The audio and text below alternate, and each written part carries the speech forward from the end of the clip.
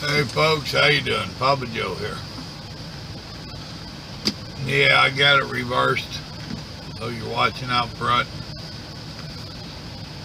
It's so fun and exciting here at Walmart. I am going to attempt to call Rolling Stone. And I spoke to him earlier. So I'm not catching him totally flat-footed. Well, let's see if we can catch up with the young lad.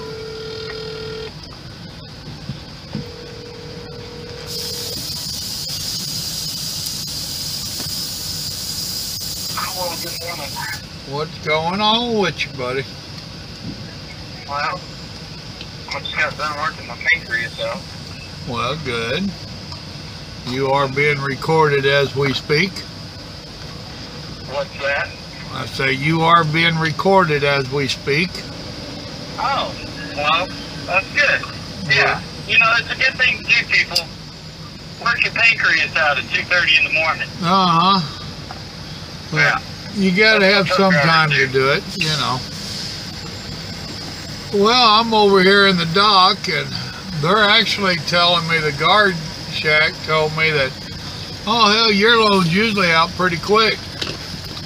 I said, what, this ain't Walmart? So,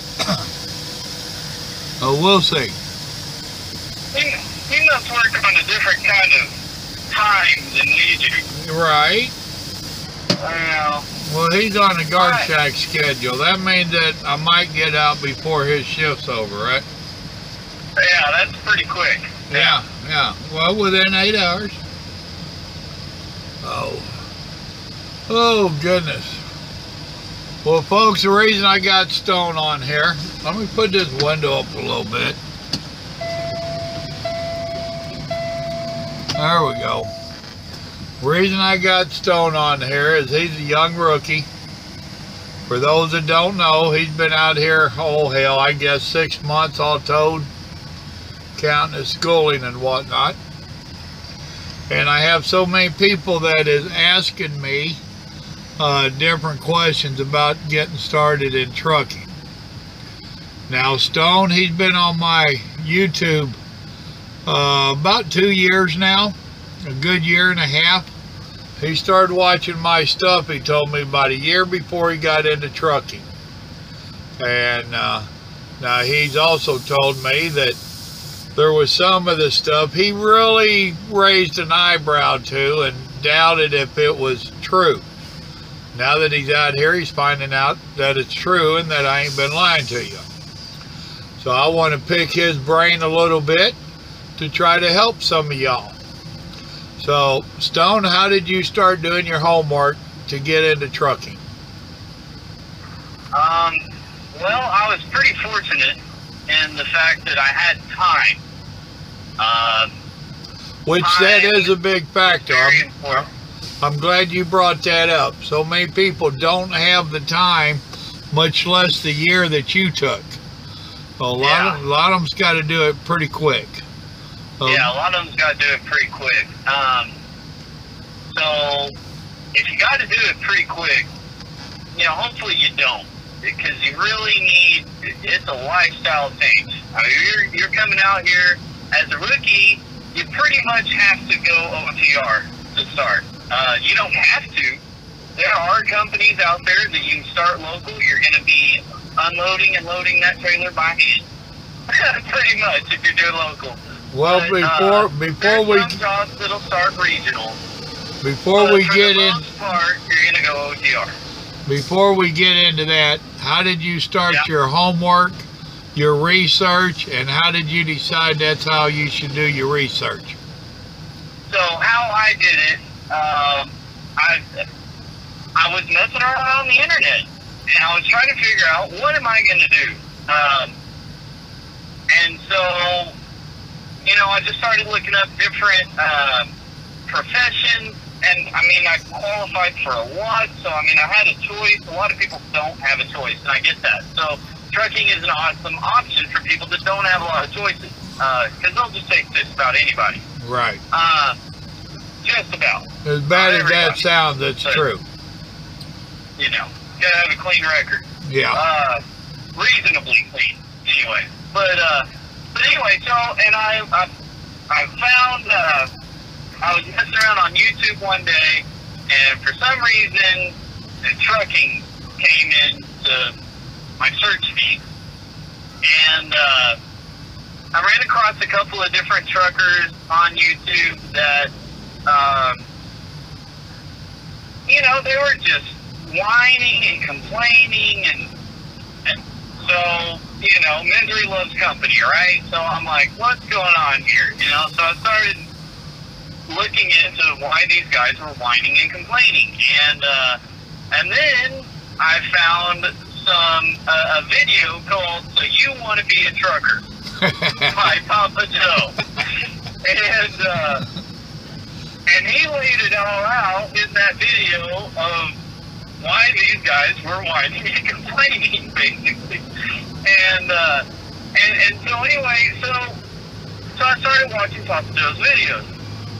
And in Papa Joe's videos, if you look down at the bottom, there's going to be other videos, not just of his, but of other people. And I found some other truckers that were also giving advice. People that have been out here for 20, 30 years. And what they said was it sounded genuine. And so I watched these videos. Well, after about a week of watching these videos after work, at the time, a year and a half ago, when I first started looking into trucking, I was working 80, 90 hours a week on a drilling rig in South Texas. And so I didn't have a whole lot of time. So I understand people don't have a lot of time. I watch YouTube maybe 30 minutes a night, and then I go to sleep. Wake up 5 o'clock in the morning, go to work. But what I did find was that there's truck stops. There's truck stops everywhere, just about. And so I decided to go get it from the horse's mouth. So I went to the truck stop on my days off, on Saturday and Sunday.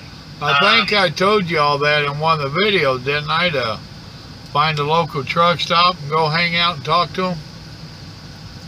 Yeah, actually you did. And that's where I got the idea from. Was one of your videos. Hey, go talk to drivers.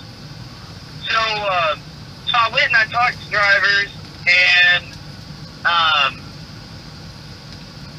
I was still learning. I didn't know what drivers to talk to, so I just talked to pretty much any driver that I could. And I've always been a person that I could just go up and introduce myself and talk to people. Yeah, you're a people person. So yeah, so that's not always easy for everybody, but it is highly recommended to do that, because one of my jobs in the past was to sell. And I'll tell you right now, a salesman will tell you whatever he can to make the sale. And that's exactly what a recruiter is. It's a salesman. Yep. So he's going to tell you whatever he thinks that you want to hear to get you to go with that company. So, you know, it's good. You got to talk to the recruiters, but don't make that your first step. Talk to the drivers. So I talked to drivers from all of the mega carriers. Well, at least the ones that I know of. And by mega carriers, I mean people that have over 3,000 trucks and terminals all over the country. And, yeah. So, and I talked to all these different drivers, and almost every one of them had good and they had bad about their company. Papa Joe also covers that in his videos. There's good and bad with every company, no matter what. And that's in every profession. There ain't no perfect job out there. There's not. It doesn't matter. It doesn't matter. So you just got to make the decision for what works for you. And what was you asking these drivers that you met? What kind of stuff was you asking them? You know, I'd ask them questions like, at the time, I had a girlfriend, so I wanted to know, how often do you get home? You know, when you ask for your home time, does your company actually get you home on time, or how late are you?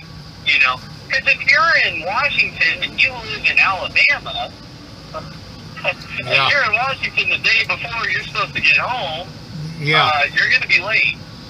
Yeah. So I asked, you know, how late are you to get home? And if you are late getting home, do you get any kind of extra pay out of that?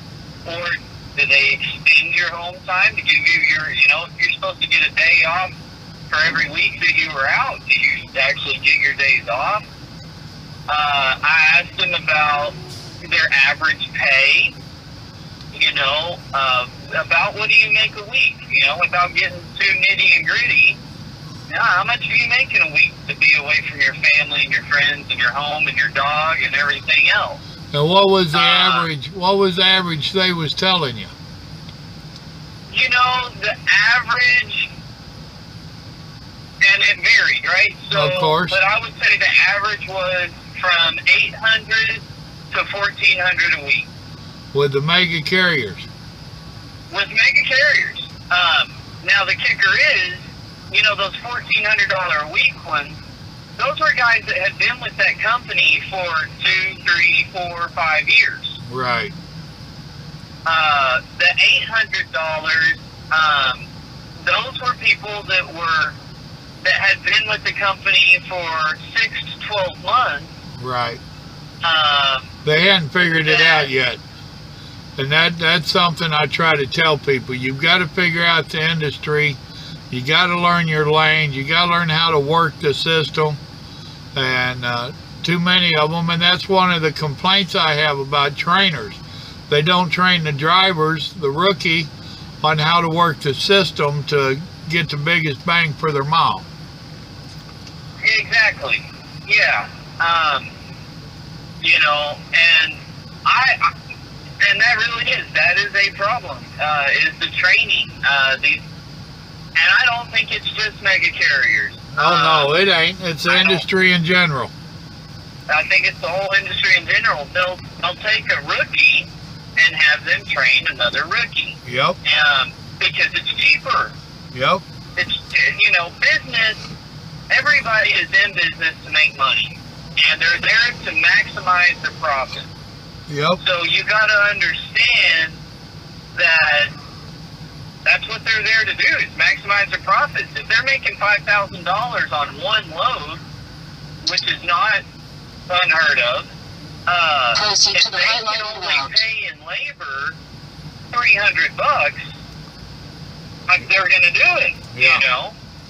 Now let me ask you something else here.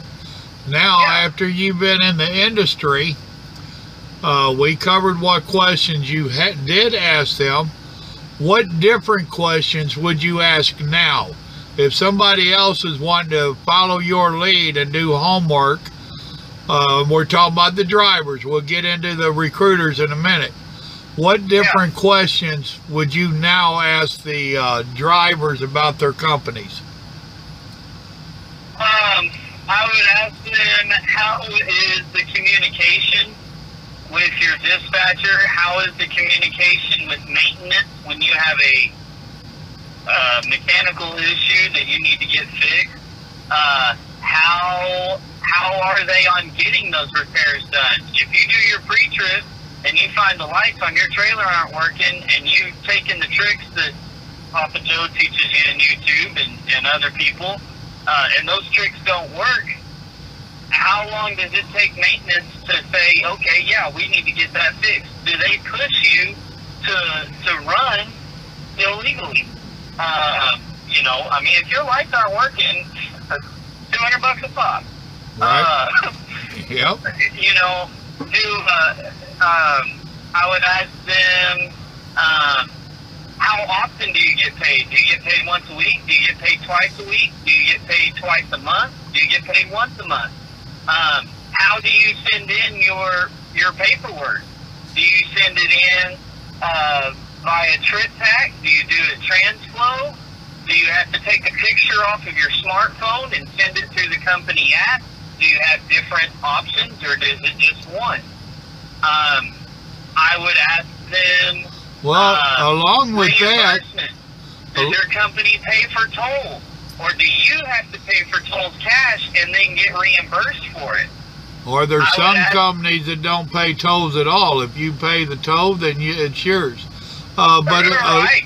Yeah. along no with if they put you on that route or not, do you get in trouble for driving off of the route that the company told you to take? Right. Which would go in line with that toll thing, you know? Because sometimes it's just easier to take the toll than it is to take all these U.S. highways driving an 80,000-pound truck, you know, through Chicago, Illinois, from personal experience. Right. I would rather just pay the $8 in toll and not put myself into a situation where it could cause an accident. That's a good question to ask. You get in trouble for getting off the company route, even though it saves mileage and saves time. A couple of things I want to add in there is going back to where you was talking about the pay. Y'all might also ask if they nitpick on your pay. Some of the companies aren't going to pay you because you didn't get something quite right. Some of the companies, they fix it and send it to you. So if you're talking to drivers, you might ask if they ever have any issues getting their paycheck due to paperwork. Absolutely. And, you know, and pay is a big thing. You know, you're out here working, putting your life in danger every single minute that you're on that road. You need to be getting paid for it. And that's what my grandpa told me when I first started. You need to get paid for what you're doing. You know, and he's a union driver, so he gets paid for everything.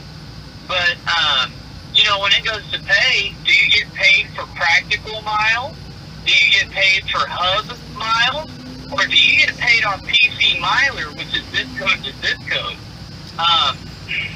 Me and Papa Joe talked about this a couple weeks ago. In the time that I've been out here, I've driven over 5,000 miles for free. Right. Now there's a couple more things we need to throw in there. One is if they are forcing you to pay for your own tolls, that is a tax write-off.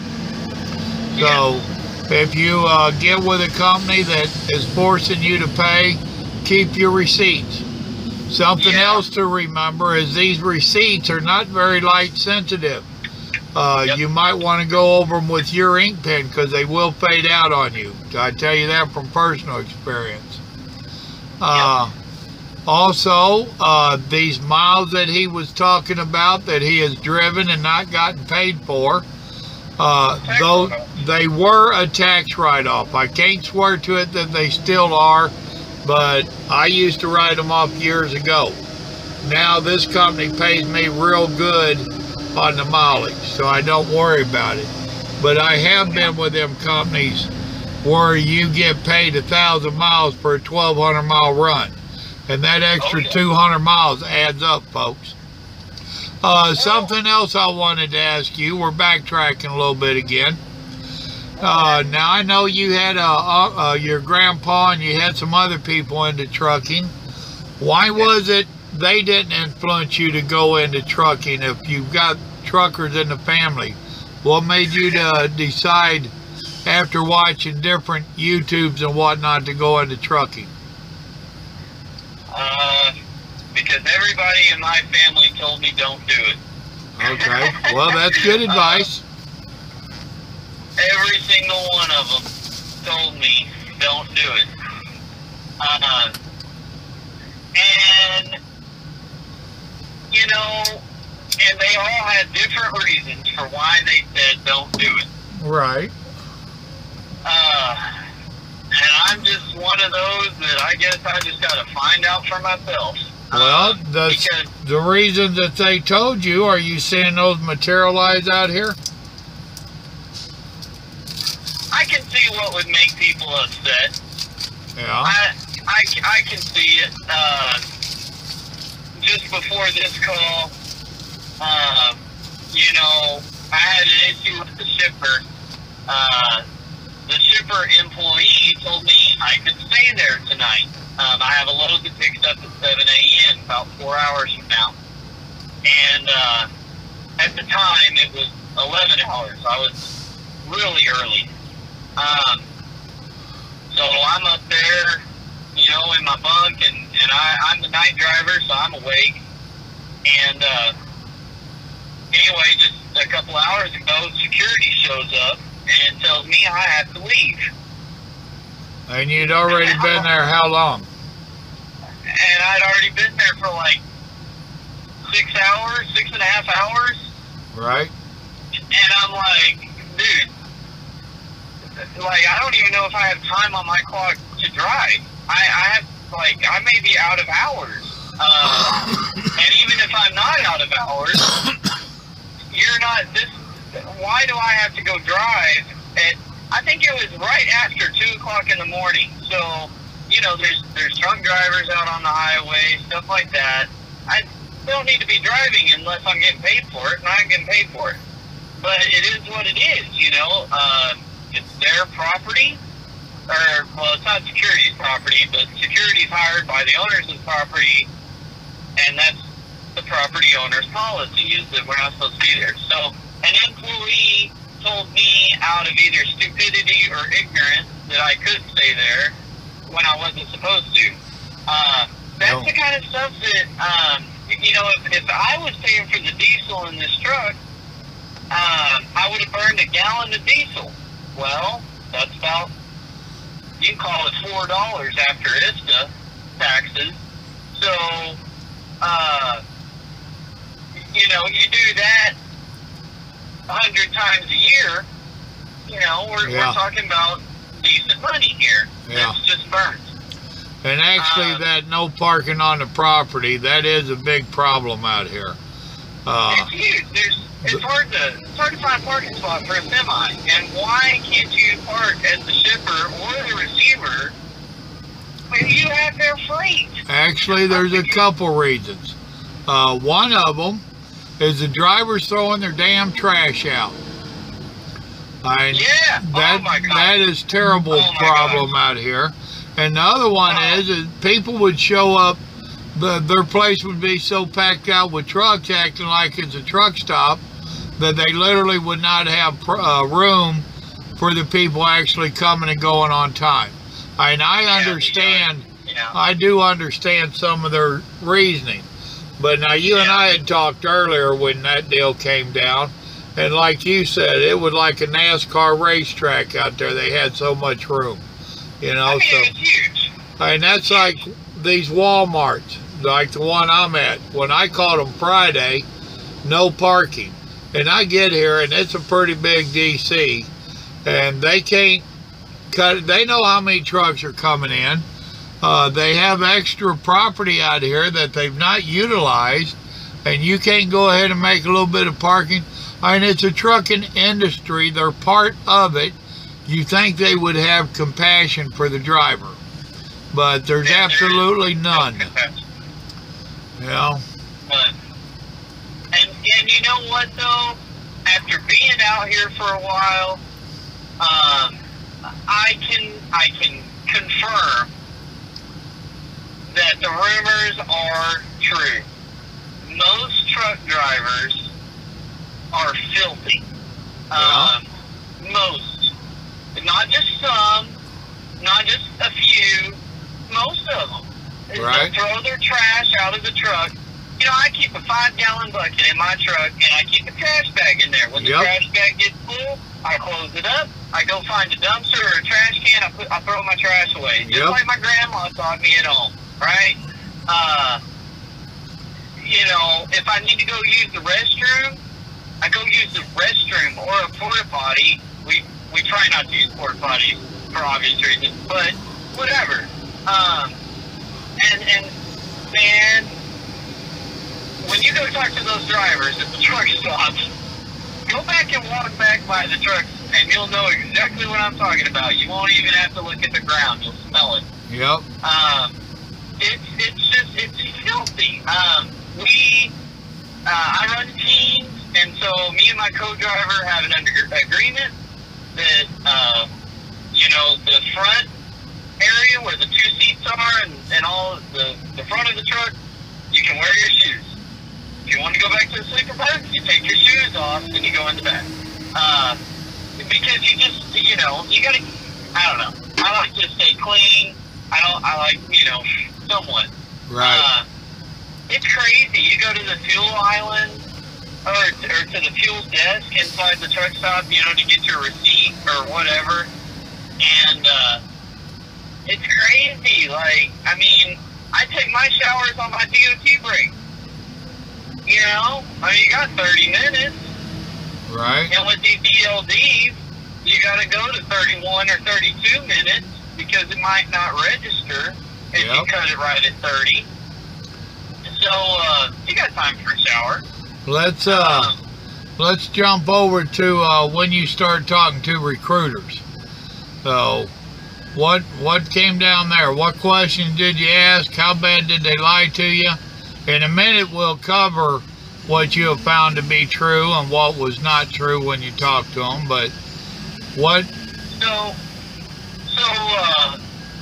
all the questions that you ask the drivers, you need to ask those exact same questions to the recruiters.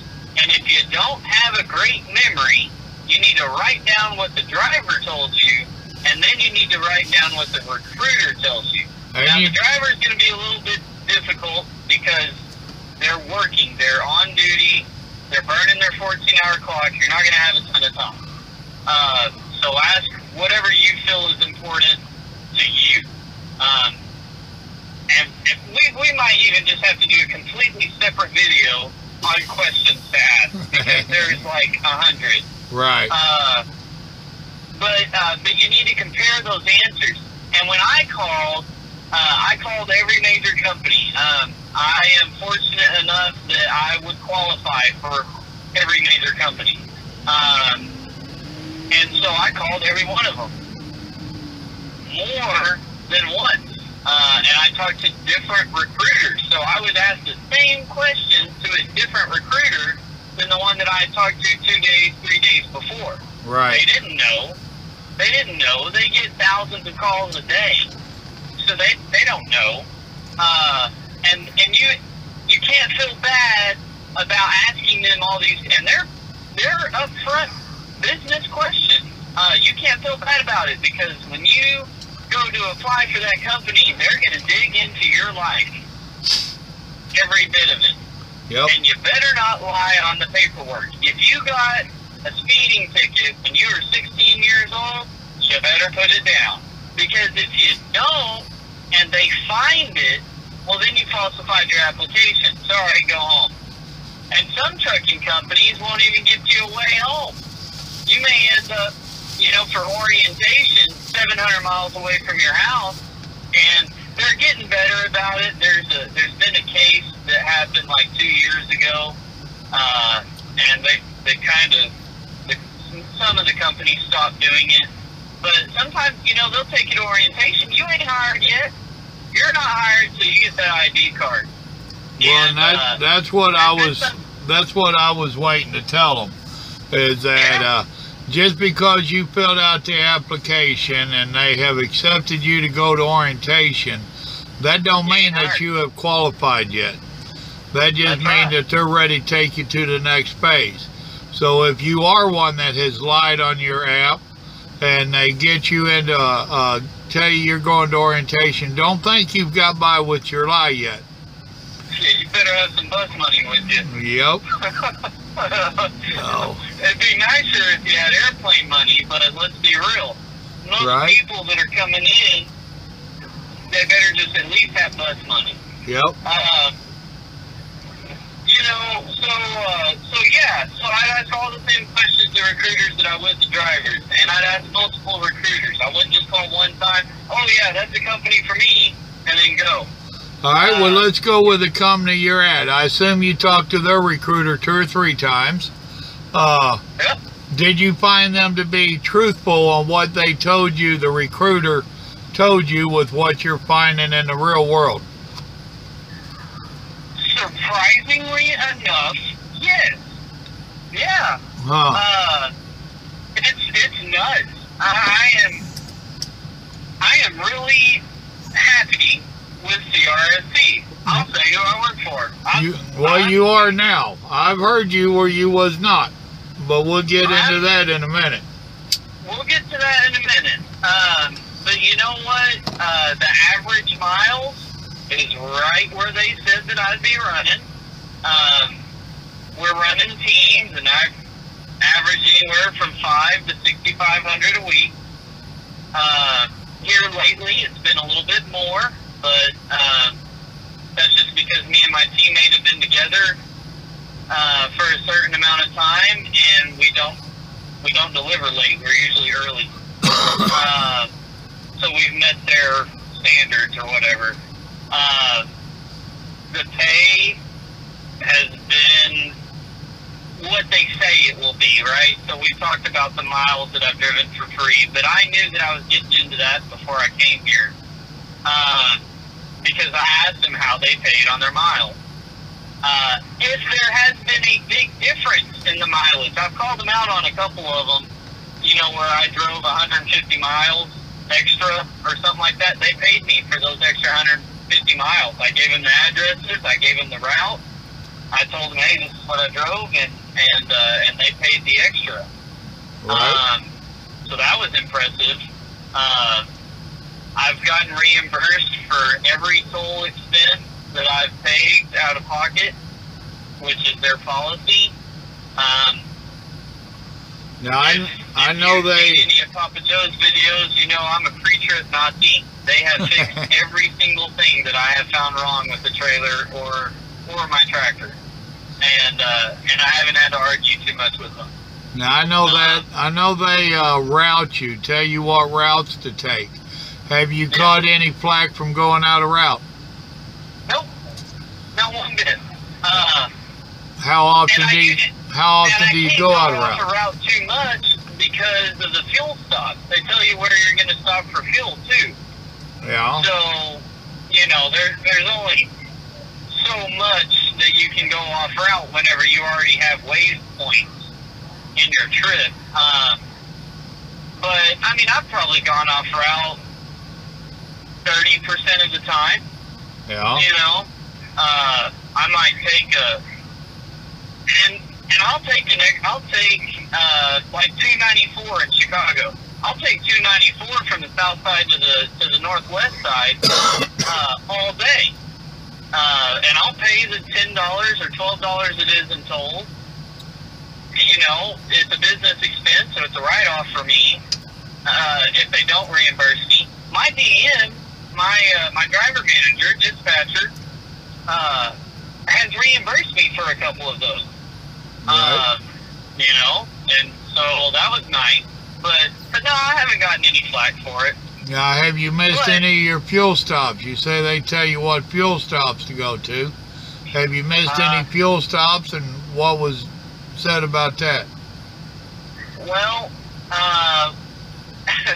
that only happened one time. I was asleep in the back. My co-driver was driving, and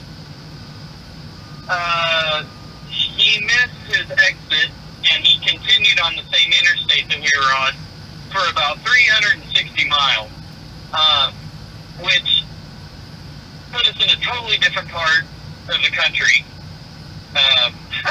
where we were going. And so when I woke up, because I was going to wake up right when we were getting to the fuel stop, so I had my alarm set. When I woke up, I saw we were in the desert, and we were not supposed to be in the desert ever. And so I called into the company. I sent in a Qualcomm message. That goes into communication. I sent in a Qualcomm message. I let them know we were off route. We were not in a position to turn around. We were too far off route. And they just immediately sent a new route solution and a new fuel solution, and we never got any flack from it. Cool. That was, however, the moment that I decided that I did not want to ride with that particular co-driver. Right. Was that the right thing to do? Maybe not, but for me personally, I'm kind of anal about my safety, and if you aren't reading the road signs and you don't know where you are or where you are supposed to be going, we got a problem. And I know that sounds really crazy to somebody that's not a truck driver yet. Like, how can you know where you're going when you've never been to Maryland, right? Like, I'm from Texas. I've never been to Maryland. Right. I look at the map before I start driving. Yeah. Have a clue. That's how I know where I'm going. Let's jump over to your truck driving school. Do you feel that they adequately taught you? I assume all they taught you was to pass your test, like most schools these days. Did they do a decent job?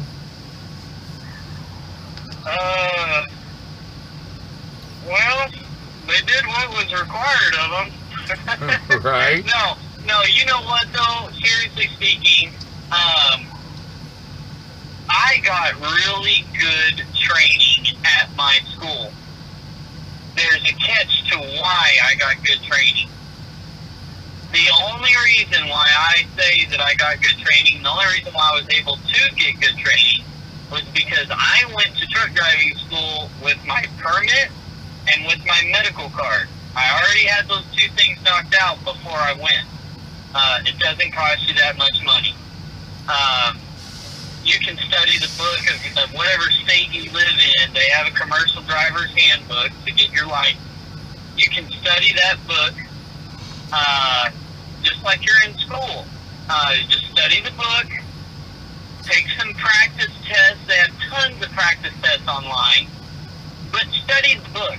Don't just go to these little apps on your phone and memorize the answers to the questions. You're not learning that way. And when you get out here in the real world, you're going to need to know all those rules. Yep. So study your handbook for your state that you're going to get your license in. Get your permit before you go to school. What that allowed me to do, when you go to a truck driving school, there's a certain number of hours that they have to keep you in instruction to be able to give you a diploma when you leave that school. You want that diploma. It matters later on. So the very first week, they couldn't teach me about getting my permit because I already had it. So I got to learn trip planning. I got to learn hours of service, when you can finagle, when you can't finagle, what you got to be, all that. I learned a lot of the FMCSA rules, which are the DOT regulations. I learned a lot about the stuff that I was going to encounter on the highway, like weigh stations, DOT inspections, whenever they just pull you over for no reason, and then they're like, let me see all your paperwork, turn your lights on, turn your engine off, and pop your hood. You're getting a level 1. Now, how did it turn out where you got to do that? Did they set you down at a different computer, put you in a different class, or what? What they did, okay, so the very first day of school, we're filling out a bunch of paperwork, we're taking our drug test, we're signing all these waivers, tons of paperwork, right? And then they asked, well, one of the pieces of paper, the roster that we signed in the morning, name, city that you live in, your phone number, and then do you have your permit or do you not have your permit? There was about 30 some odd people in my class the very first day, and about 6 of us had our permit already. So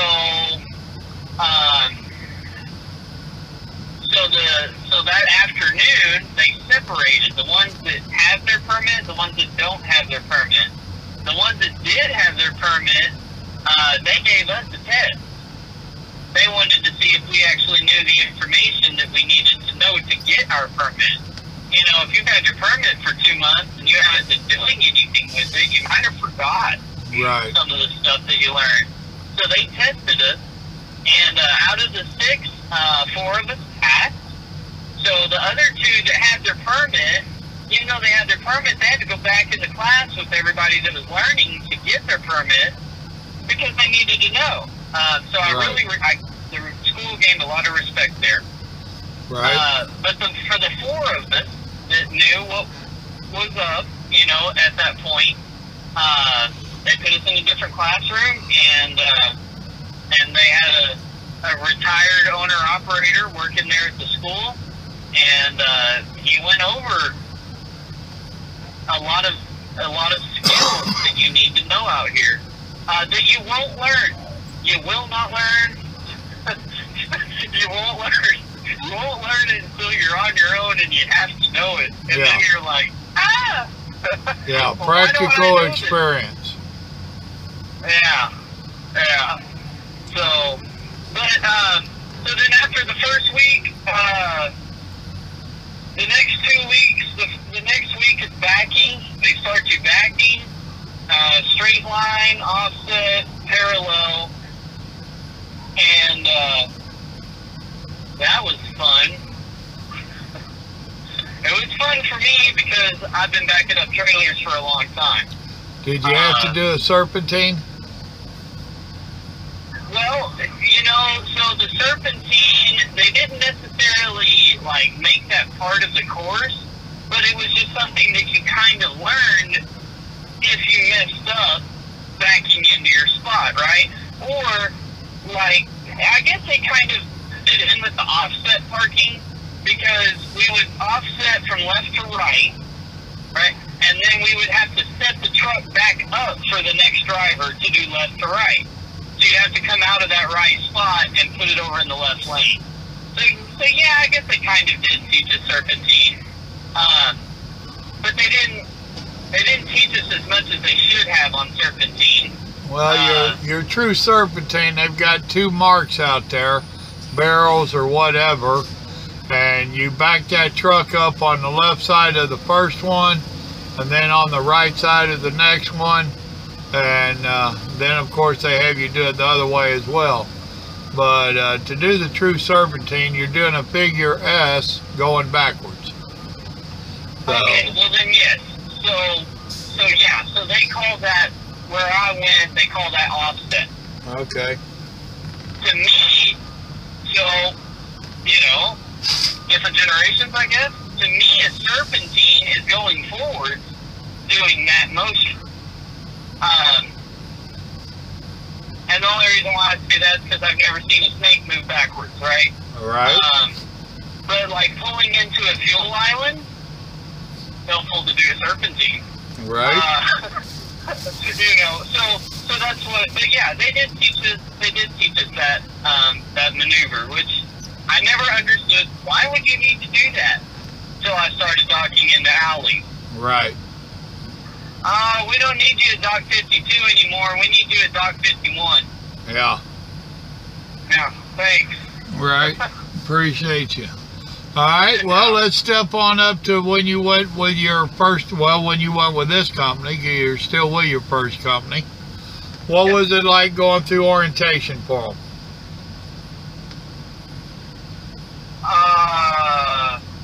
How you long? kind of got to put your blinders on and your earplugs in. Right. Because at orientation, it's not going to be just a bunch of new students. You're going to have some older drivers that have a little bit of experience. Believe it or not, yes, some of those older drivers are going to be coming to the same company you're coming to as a newbie. Why? I don't know. They might have had an accident at their other job, so now they got to come to this company to get a restart. Some of them may have not been driving for a few years. Did you they? don't use a CDL for a few years, you're basically having to start all over again. Did they actually teach you anything about trucking and the road, or did they just teach you about their company policies? Oh yeah, that's it. Company policy, company policy, company policy, company policy. They didn't teach me a thing about what I could expect out here. Yeah, none of that about trucking. Now, me being the person that asked a bunch of questions, I learned a lot about trucking because I was asking him. The safety director had been a driver for over 10 years, and the terminal supervisor, she had been a driver. She was a 5 million mile driver. So you better believe Brian Stone was up there asking questions. You know, we take little breaks, smoke breaks or whatever, you know, take 15 minutes. Well, those 15 minutes I would spend asking them questions about what I was going to run into. So, but I had to do that on my own. Right. If I didn't ask those questions, they weren't going to teach it. Because I ask questions that they don't really want to answer. Now that you've been out here a little bit, do you think between the school and the orientation, was you, had they prepared you for the road? No. Okay, that's what I expected to hear. I just had to ask. No, it didn't. And boy, I thought I was prepared. Let me tell you, after a year of research, talking to all these drivers, I got drivers in my family. I did a lot of research. I didn't have a clue what I was getting myself into. Right. I'm glad that I'm in it. I'm really glad that I'm in it. I enjoy it. But no, they didn't prepare me for changing my sleep schedule in 18 hours. Right. They didn't prepare me for sleeping in a truck that's bouncing up and you've ridden in a car, you know, while somebody else drove down the highway, you fell asleep. Now riding in a semi truck's nothing like that. It's like a wooden roller coaster built in 1912.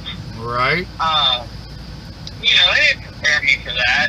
They didn't prepare me for, you know, I knew that, you know, you have 70 hours. All right, folks, my tablet messed up on me, so there will be a little splice here.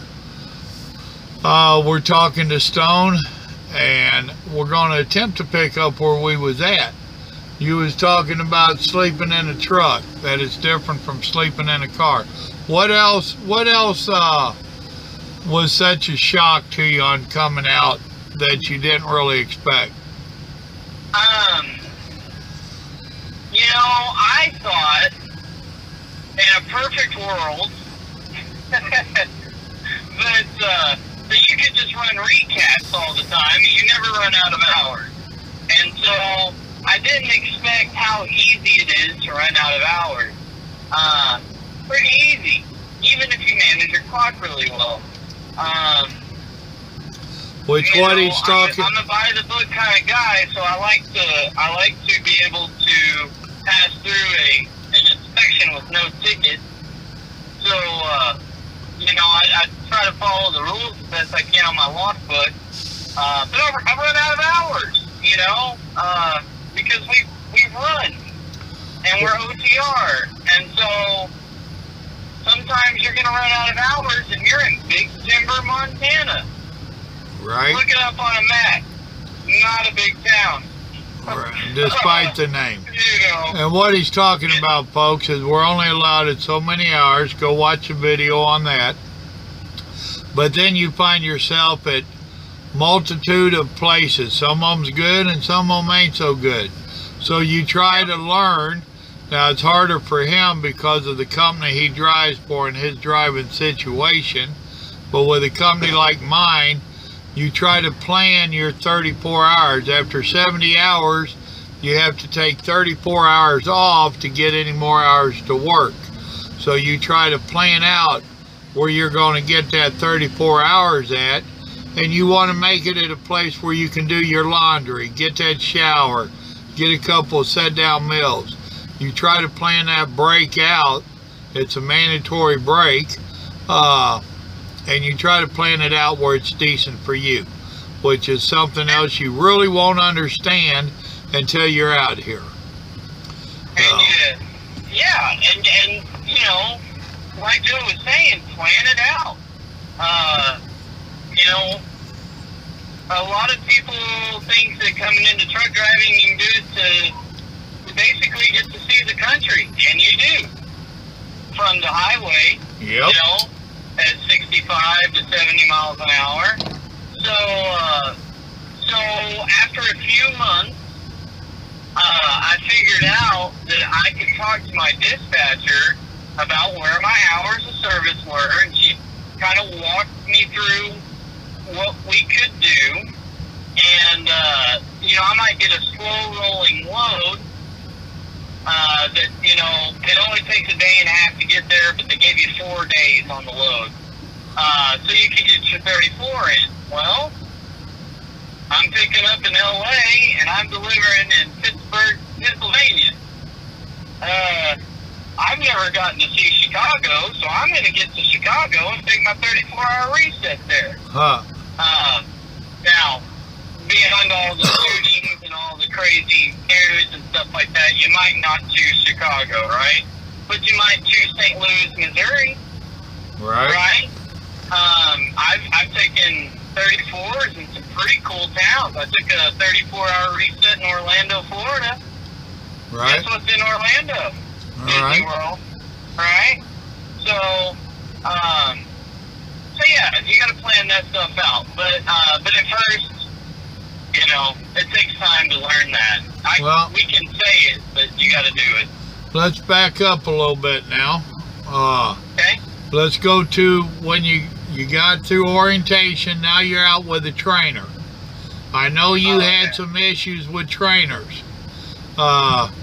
Go ahead and tell about your training experience and be honest about it. So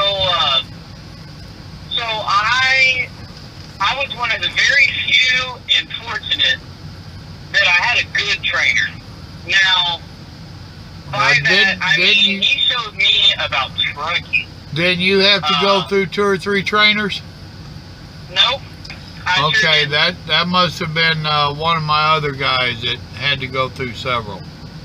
I think it was, I don't remember his name. Yeah, Sean, I think it was. Yeah. So he'd be the person to talk to about that. At least he was smart and went through to another trainer. My current co-driver, he stuck with the same trainer, and he shouldn't have. So you got to stand up for yourself on that. Just because you get assigned a trainer doesn't mean you have to stay with them. Right. And you do have, your company should allow you to, for lack of better words, fire that trainer and get on with another one. Absolutely. And I don't think that, from talking to all the companies that I talk to, I don't think there's a company out there that'll tell you no. They want you to be trained. Right. They want you to be trained. They don't want to pay that trainer to not train you. So yeah, if you have something going on, get off the truck and get on another. Don't worry about the small money it's going to cost you, okay? Because in the long run, it would cost you a whole lot more by staying with them. But no, with my trainer, you know, the only issue I had with my trainer was stopping for showers, right? Which now I know, do it on your DOT break. Right. But stopping for showers, laundry, and what else? I don't know. I wasn't there. I know. Showers, laundry, and my logbooks, right? So it's my Class A CDL license that I have sacrificed anywhere from 4 to 6 weeks on. Sometimes truck driving school is longer, depending on what company you go with. But we'll just say 4 to 6 weeks of my life that I didn't get paid for, right? To get that license. And now that license governs my life. Yeah. So my logbook is my logbook. You can teach me, you know, how to put the information in, and you can, and if I don't know the hours of service, then you can teach me the hours of service, right? But don't go in and edit my logbook. And that was the problem that I had. was that he'd go in and edit my logbook. And I'm not going to say I'm the smartest guy because I'm not, but I know how to do my hours of service. I know that when I stop for fuel, I need to log the whole thing, okay? But it's at least going to take you 10 minutes, okay? So you need to log that on duty. At the end of the week, that's an hour and 10 minutes if you fuel every day. Yeah. Well, an hour and 10 minutes, you know, at 70 miles an hour, that's like roughly $25, $30 that you're costing yourself by logging on duty to fuel. However, the ticket from your DOT officer when he looks through your log is more than $30. So which one do you want to lose? Yeah. Right. So anyway, so that was a huge issue for me because I was conserving time. But yeah, sure, I was losing an hour a week. Sue me.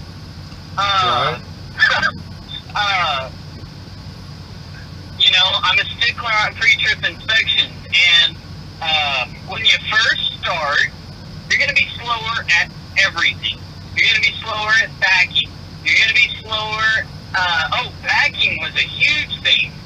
The first 2 days, when we got to a receiver, he would tell me to hop out of the driver's seat. He was going to back in. I said, okay, because I figured, hey, I can watch this guy and I can learn. Some people learn different ways. I learn by watching and reading. Once I'm doing it, you know, of course I'll learn from that too, but I learn from watching. And so for the first 2 days, I was cool with that. The third day, or the fourth day, we had a 2-day run. The fourth day, he tried to do the same move. I didn't get up.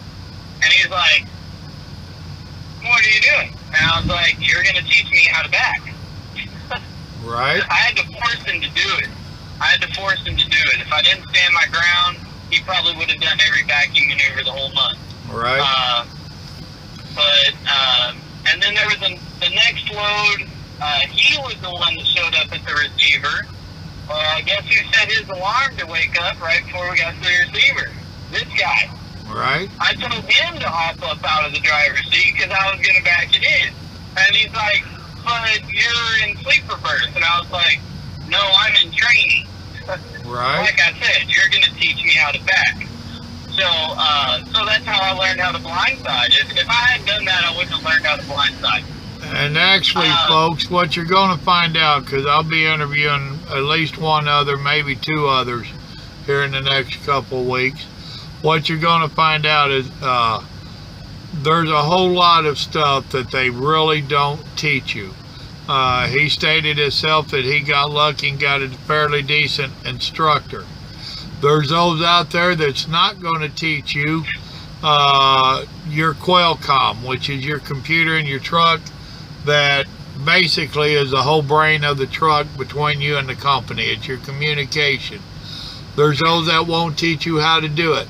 There's those that won't teach you a whole lot of the stuff you need to learn.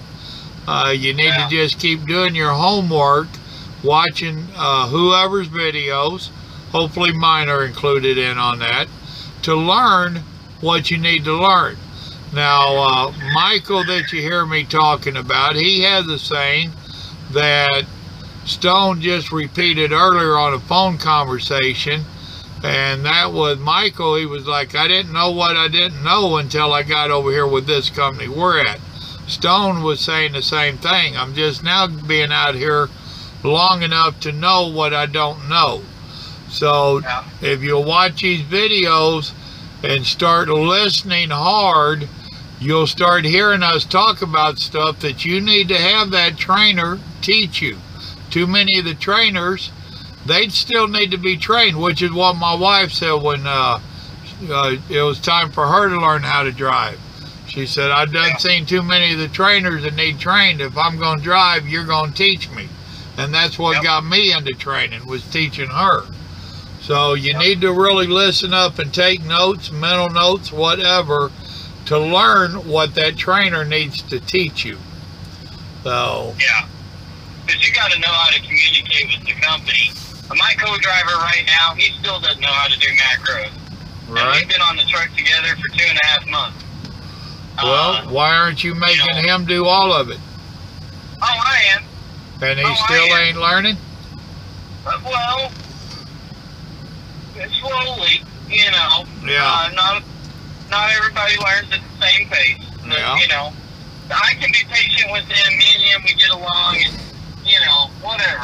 I'll teach him. Eventually, he'll catch on.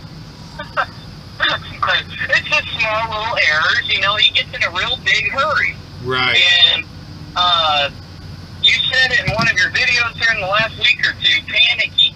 Yep. Don't panic. Calm down. It ain't the end of the world. You ain't gotta. Just because you're running out of time does not mean you need to rush. Right. Because when you start hurrying and rushing, that's when bad things happen. Yep. Bad things. And I've had to tell my co-driver that several times. You know, and it goes all the way from maneuvering the truck to getting on and off the highway to sending a macro, sending a message on your computer. Well, and I have paperwork. I have stated many a time in different videos, even like you said, getting on and off the ramps. There's some of them ramps that I go 10 mile an hour slower than the sign because it's real obvious to me that it's a sharp curve. And after you've been out here a while, you're going to see some of them drivers that didn't slow down. So that 3 seconds that they saved themselves, or 1 minute they saved themselves going fast, well, you can do that 1,000 times and save 1,000 minutes, but you lay that truck over on its side, it's going to cost you more than 1,000 minutes. It's going to cost you probably your career. Well, maybe not your career, but you'll be going to a company like you're with to redeem yourself. But something else that people have to, well, they'll get to know is that in the trucking industry, everybody can have a bad day and be running late except the truck driver. If the shipper is taking too long to load, like what happened on this load I'm on, then they expect the truck driver to be able to make up his slack time. If the dispatch is slow about getting you a load, and they're notorious for getting this one where you got to get over there right now, they expect the truck driver to make up the slack time. And you have to learn, like Stone was saying, to stand up for yourself and just tell them, nope, this ain't going to work. That can bite you in the butt like it did me. I was telling them before I ever got out of the Dallas area that I would not make this Walmart delivery Saturday morning, that it would be late. I did everything within my power. I was still an hour and 15 minutes late. Being Walmart, they turned me away, and they didn't schedule me for Tuesday after the holidays.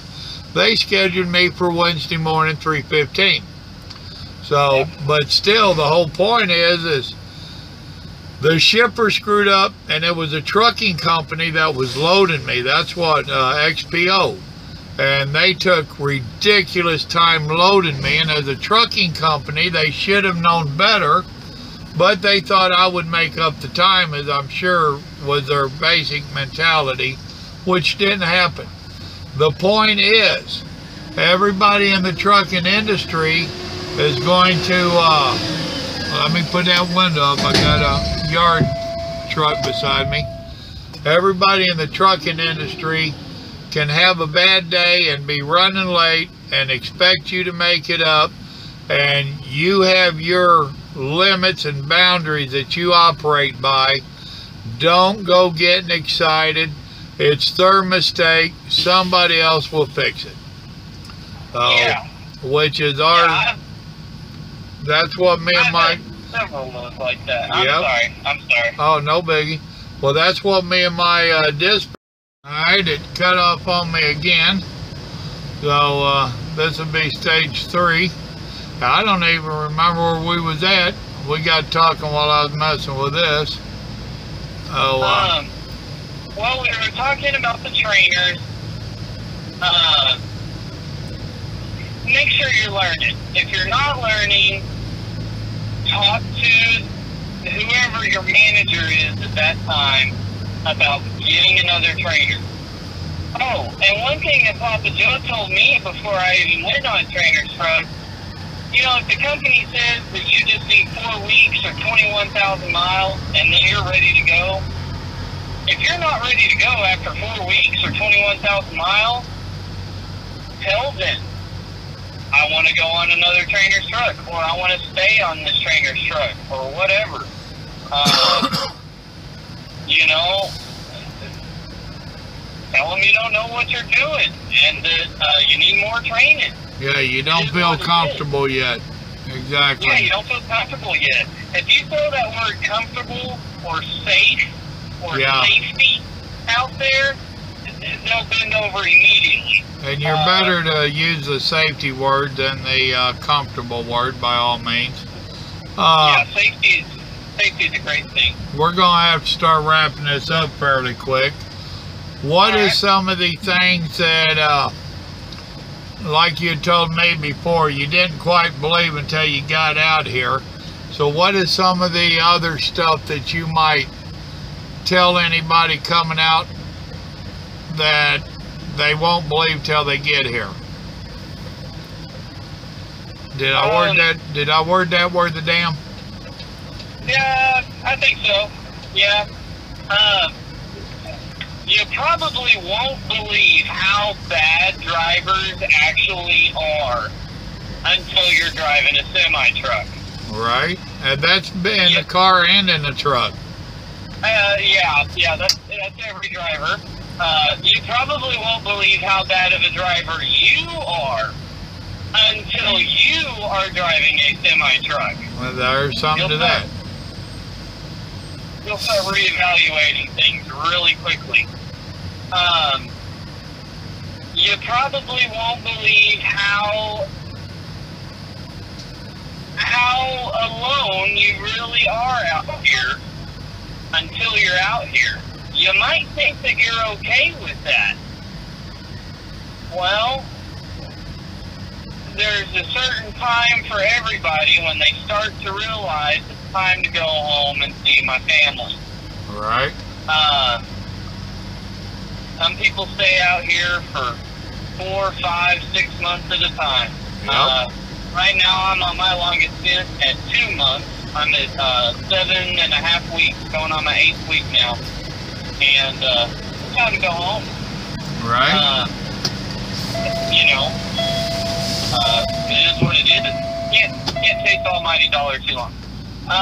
You probably won't believe how rude people are to truck drivers at shippers, receivers, truck stops, the general public, rest areas, until you're a truck driver. And in your truck, just driving into traffic, how rude they can be. Oh my gosh, we don't even want to go there. I've got this dang camera in my truck and just takes pictures every time somebody cuts me off, and then I'm the one that gets in trouble for it, right? Yep. I learned how to deal with that. Just push my brakes, slow down. Right. Give them more space. Well, and that's something else, is that regardless what happens, everybody, including your own company, is going to try to make you out to be at fault. Oh yeah, no, the driver is always at fault. The driver is always at fault. You won't believe that until you get out here. What else? You know, you won't believe how expensive it is until you're out here. Man, Simple Living with Papa Joe will tell you about cooking in the truck, eating in the truck. Don't spend your money in the truck stop. You won't believe it until you start watching how much money you're spending at the truck stop. Yeah, I had to catch myself. I was spending $250 a week on food, drinks, snacks. Not anymore. I was fixing to say, if you track how much you're spending, it will amaze you at how much it costs you. $1,000 a month. Oh, easy. I eat a lot. Right. Now, Now I'm at about $400 a month. It's about the same grocery bill I'd have at home. Yep. Because I go to the grocery store. Yep. I don't buy anything from truck stops anymore. Not even gum. I get the gum from Dollar General. There you go. You won't believe how much of the country you won't get to see. Yeah. You'll see the gate to the place. Every state and every city. Grand Canyon, this exit, no trucks. Yeah, yeah. We want the products you're carrying, but you can't come here. Right. Now, what would you want to tell anybody coming into industry? What words of advice or what? What would you like to share with people thinking about coming out? Okay, so there are certain people that can do this job, and there are certain people that can't, and it has nothing to do with driving skills. Personality. There are some personality profiles that do not need to be out here. You'll get super depressed, you'll get alone, you'll get sad, and you won't work efficiently. It'll tear you up. So there's some personality tests out there that you can take from all kinds of different websites. But you need to make sure that you really can be alone for a long time. Meeting strangers every day. That's the only people that you get to interact with. You need to make sure that your personality would actually work for the job, because you'll be miserable. There was a follower on Papa Joe's channel that found that out the hard way. He needed to be home. And there's jobs that you can be at home. There's jobs out there for brand new drivers. You can be at home. You don't have to go OTR. So don't believe that you have to go OTR. You don't. You're going to do more work than just driving, but there's other options. So make sure that it works for you. And I know you're thinking, well, I don't know until I'm out there. There's certain things that you can look out for. If you're a person that deals with depression, watch out, because it'll creep up on you. If you're not a self-motivator. Oh yeah. If you can't motivate, if you can't get out of bed, if you can't wake up when you go to sleep, there are some different alarms out here that'll wake up a dead person from 3 miles away. But actually, I slept through that screaming Mimi a few times. That was back in my hard running days. I got that screaming Mimi, and I've slept through it one time. But yeah, sleep. If you're a person that has to have consistent sleep pattern, you're not going to make a lot of money out here, especially if you're solo. Well, that depends upon what you're doing. And I've gotten where I like my sleep schedule too. It's taken me too many years to get it working. Alright, we're recording again. Folks, we're going to try to wrap this thing up. Its son kept cutting off. It's being a pain in my butt. So I have to get with my boy to help me get rid of some storage on here or create some. What do you want to tell them wrapping this up, Stone? If you're thinking about getting into truck driving, take some personality tests. Make sure it's a good fit for you mentally. Don't make a rush decision. Even if you're in a hurry, like we said, talk to drivers of several different companies, all in different kinds of freight. Think about what you want to do and make a plan. Come into trucking with a plan. Don't just wing it. You come in with it, I want to come in, I want to get my 1 year experience OTR, and then I want to find a local job so I can be home every weekend. or a regional job so you can be home every weekend. Or I want to own a truck. Well, make a plan on how you're going to save up the money and how you're going to get the knowledge to be able to run that truck. But come in with a plan.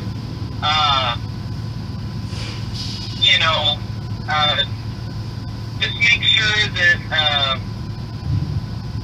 that you really want to do it, because you got to really love what you're doing out here to keep doing it, because it's easy just to quit.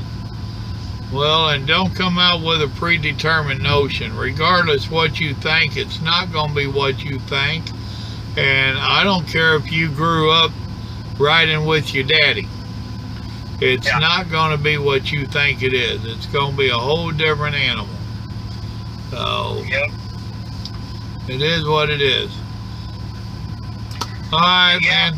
I'm going to cut this thing off, and I'm going to attempt to get me a nap. All right. If I get a nap, if I lay down, then they'll get done all of a sudden. I know how to play this stuff. So, I appreciate your time, man. I hope everybody else does. So, now you can get back in the truck, and I'll wake up your bunkie. So, there you go. Your cellmate. See, and I tell people this is a rolling cell, and they don't understand it until they get here. I'm sure you're figuring out it's a rolling cell. No. Yep. No. All right, little brother, be safe out there. I appreciate your time. Absolutely. You be safe too. All right, folks, y'all remember, good Lord loves you. So do I. Y'all have a blessed day. I hope this was helpful to you. Bye.